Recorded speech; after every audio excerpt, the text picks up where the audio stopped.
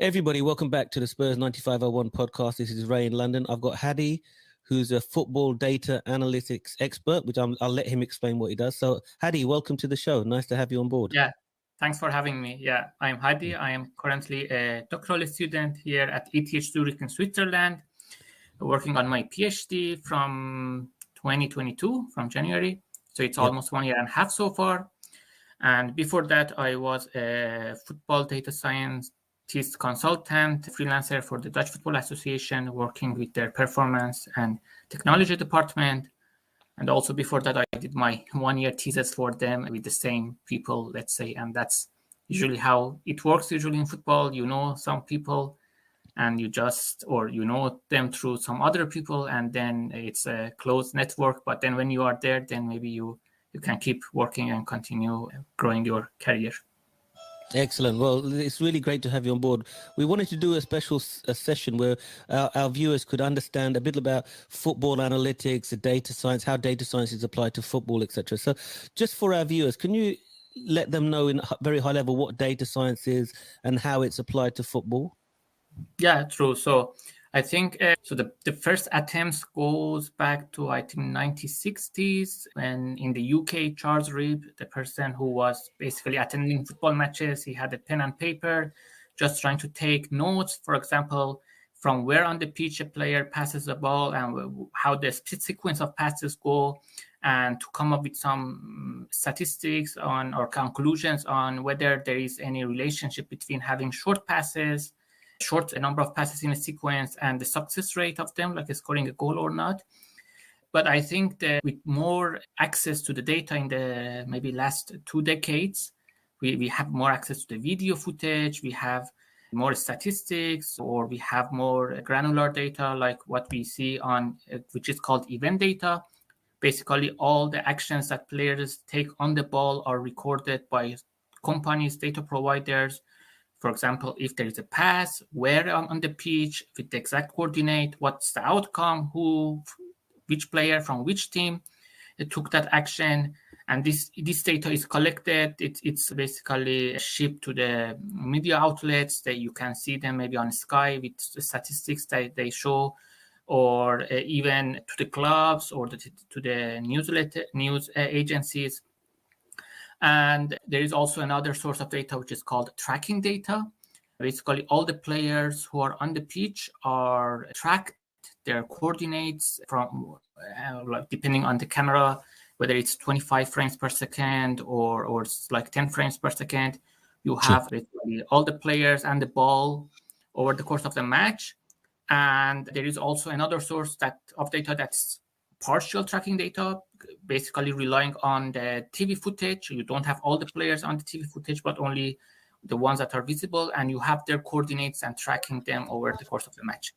So when you have access to all these different data sources, the basic idea I think it really also depends on whether you are working for a club or a team, or you are in a media, you have different goals.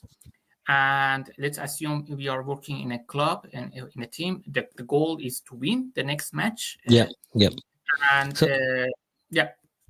that's excellent introduction. Let me just ask a quick question. So you said the data that we get about the players, the short passes, the long passes, that comes from the TV footage. You also see some players, they wear a little vest on top. Is that the tracking devices you mean? So they can track how fast they move? Yeah, GPS devices. So you have access to the tracking of your own team. So not the whole, you don't have the full picture of the opponent. Sure. And the GPS devices, depending on the technology, they also sometimes capture information like the heartbeat and some other information like acceleration. Maybe it's more accurate, but then you don't have the full picture. And also you don't share those data because also it has some elements of health related data with the opponent. So that's the limitation that comes with. So the main data is coming from the football TV camera. So most of the Premier League and the top matches are televised now. So you have all the data. So do we have people like data aggregators that take this data and then provide it to the football teams? Yeah, so there are companies like I just named some of them, like Opta, that I think it's the famous one. StatBomb one as well, StatBomb. StatsBomb, StatsPerform, Wisecout. So all these data companies, there are people who work there maybe as their second job, or in some other countries that their main responsibility is to watch the football match, tag and collect all those information. It's not 100% manually, but it's still a manual process. They use some computer-assisted tools to help them to facilitate and make their life easier. Yep. But it's more about collecting all the information that happens on the ball. Yep. And some companies also provide more context, like whether the action was under pressure or not. Sure. But that's, I think, the main data source that is available across the leagues. Tracking data is more limited because you need to, if you want to have the full tracking data, you need to go to the stadium, install cameras around the stadium, and then it's not for everyone to get access and be able to do that. Yeah. So basically about ingesting the data, we have the video cameras, we have the tracking devices. That's how we get the data.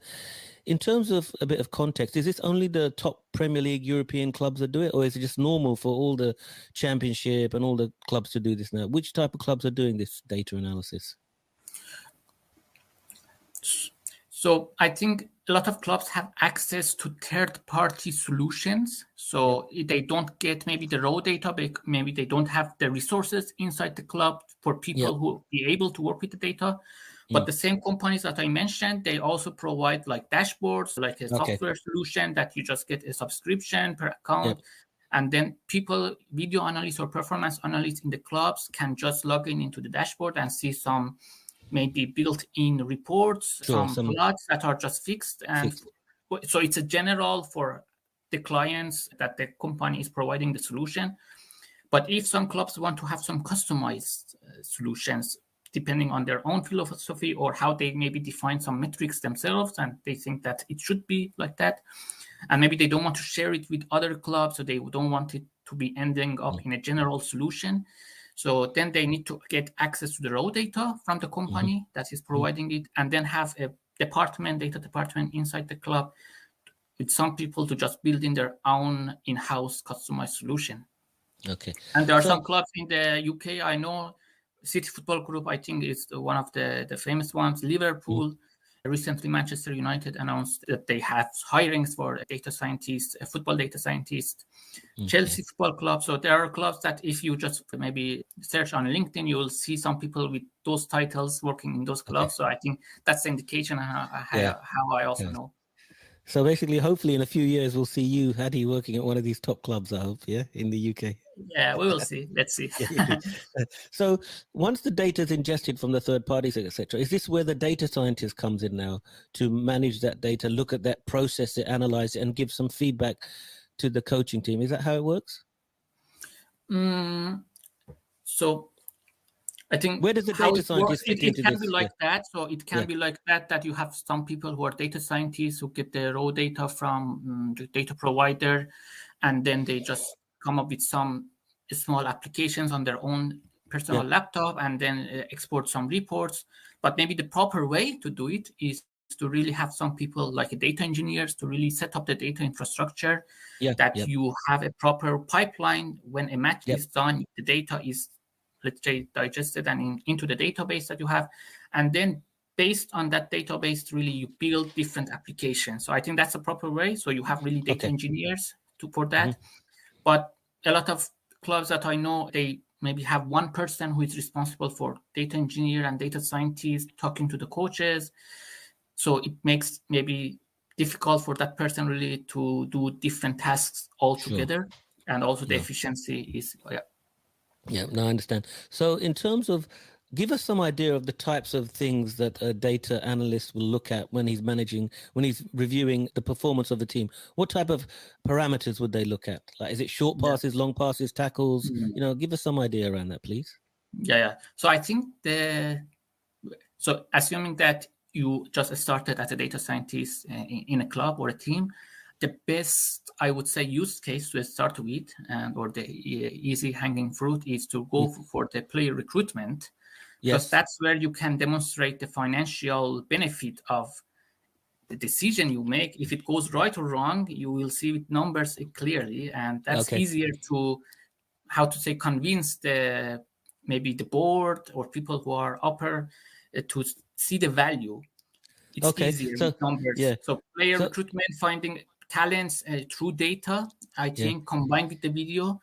But when it goes to the match analysis and you want to support the coaches with some reports, it becomes less easier to really, how to say, put any number that, okay, this is how much I contributed to the team winning the next match, because a lot of factors are involved. Yeah. So I would say go with the player recruitment, and that's easier to start. Is that what most clubs? Is that what most clubs will be using for player recruitment initially? Then is that what most use cases That's what they should. That's what they should use data for, to basically find talents before others find them, let's say. Yeah, excellent. So let me talk specifically about Tottenham Hotspur, because we have a very rich history of buying rubbish players, really. So, for example, Tonge Undebele, Giovanni Lo Celso, Eric Dyer. These players are not very good, yet they come to Tottenham. We pay them big wages, etc. Could a data science type of approach highlighted the fact that these guys will not work well in the Premier League, and so we should stay away with them? Can it give you that level of detail? So For example, Tonge Ndombele, we're paying him 200,000 a week, and he costs like 60 million, whatever. If we did some data analytics, some data science around, could we have identified that he's not suited for the league? So I think it's important to note that data is going to help us maybe in the first stages. So you have like a large pool of players across the world, and you want to filter them to make a short list.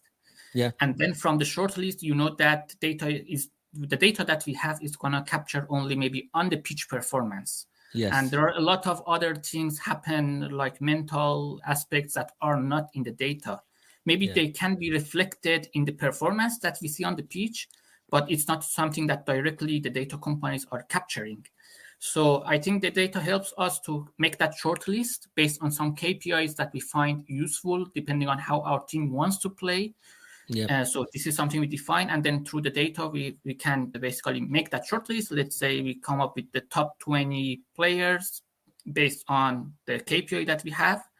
For example, the KPI can be how much value they contribute per action that they take on the pitch. And it's a famous, or it's a well-known framework like a value VAEP that gives us this number. So you have a number per action that the player takes. And then when you have a KPI, you have this short list like top 20. And you can also have some filters on, okay, you don't go for a player who is like Messi. It's maybe his wages are just out of your budget, or so you also have some filters on that financial aspects. And when you have that short list, you go to combine that with the video to watch those players in the video. Maybe you send your scouts exactly to those countries that the players are there, talk with them.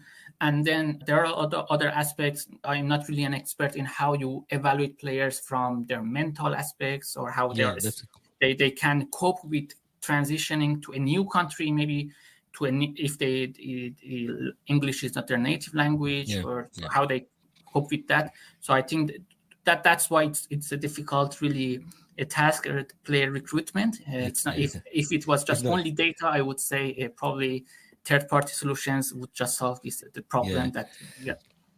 I think you're right. It's a holistic approach. So the data analysis is only part of the analysis. You've got to see what type of person they are, their mental health. And the fact that Manchester City have got data analysis, data scientists, you can see that they don't, everyone they sign seems to be a success. I don't see many people that they've signed that is a really failure. So there seems to be value in adding this data science element to your recruitment.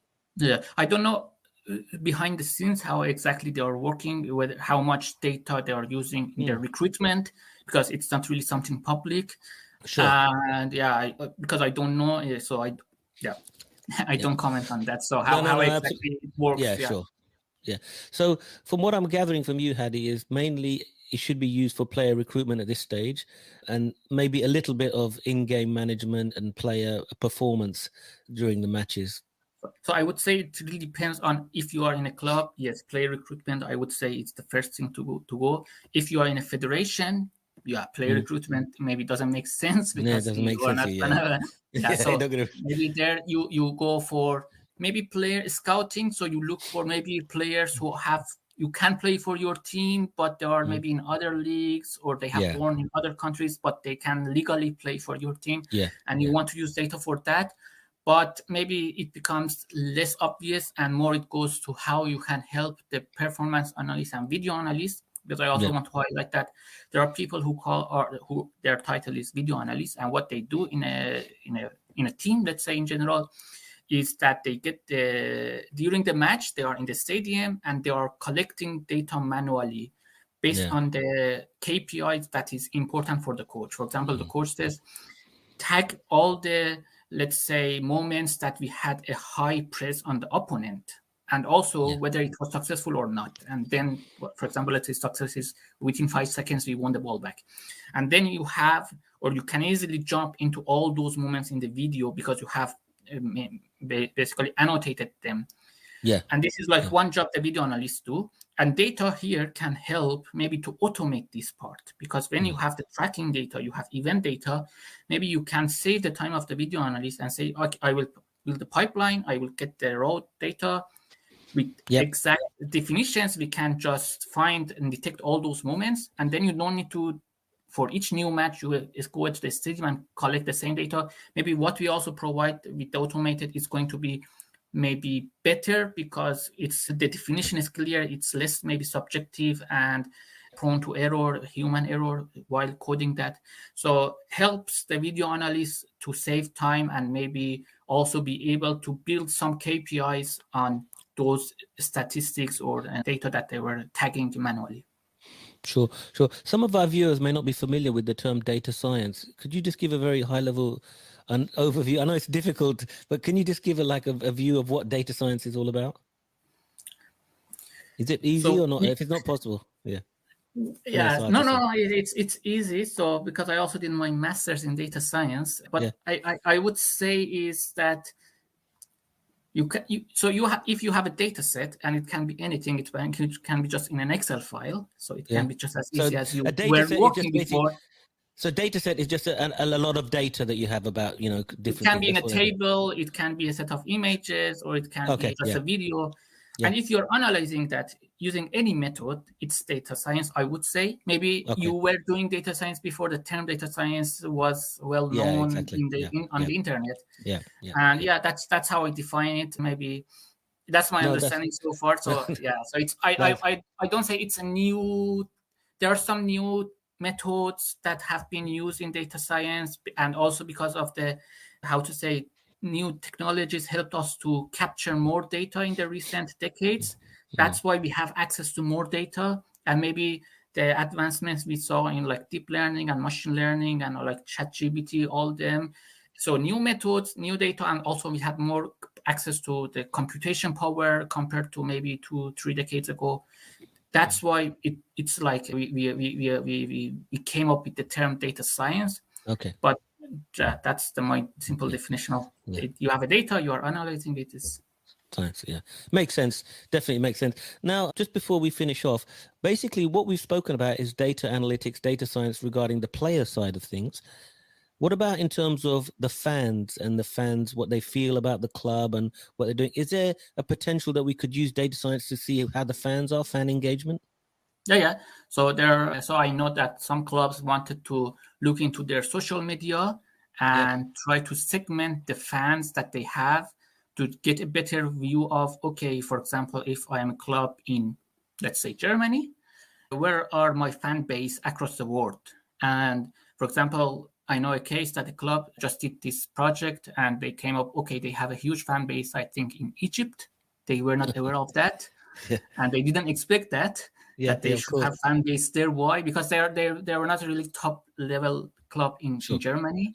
And they said, okay, it's interesting that we have a fan base there. So maybe we can come up with some content to keep that fan base, maybe with some products specific for them. But just knowing, if we know where are our fans and can segment them based on only maybe a simple thing, to just go through the followers of your official social media account on Twitter or any other Instagram, and try to segment them and see, just basic thing, just demography, where they are on the brand. Excellent. Have you met any famous people while you're working at the Dutch Football Federation? Did you meet any famous footballers? So I was working with the performance and technology department, their video analyst, and it was like a hierarchy. So I work with them, and then they also give it to the head of the department, and the head of the department gives it to the head coach. And then Okay. that's how the hierarchy works. But it was like, I think 2019. So because you said the famous person, so 2019, I was competing in the Paris Saint-Germain Sports Analytics Challenge. That's also what people will see on my LinkedIn profile. I'm presenting there with the PSG logo in the background. And during that competition, I met Thomas Tuchel in the dressing room. He was head coach back then in Paris Saint-Germain. Yeah. So that's the famous person. Yeah. Excellent. Listen, Hadi, it's been great talking to you. I think you've given us some great insights into this. We really appreciate that.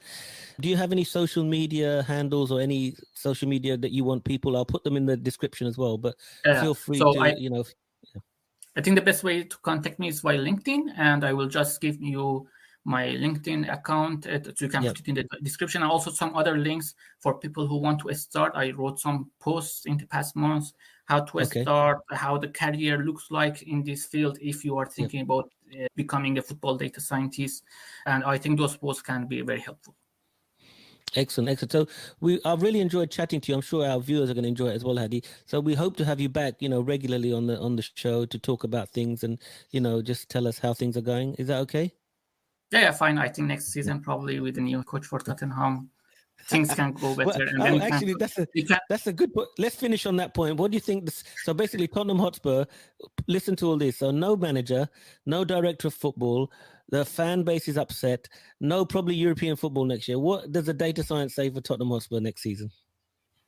Yeah, I think you don't need data for that. So I think it's not going well. So, but do you think it's possibly I know you don't know about the club at all, but this is something that's been going on for a long time, I think. So, I think there's basic mistakes been made. So the club needs to learn about this and move forward, I think.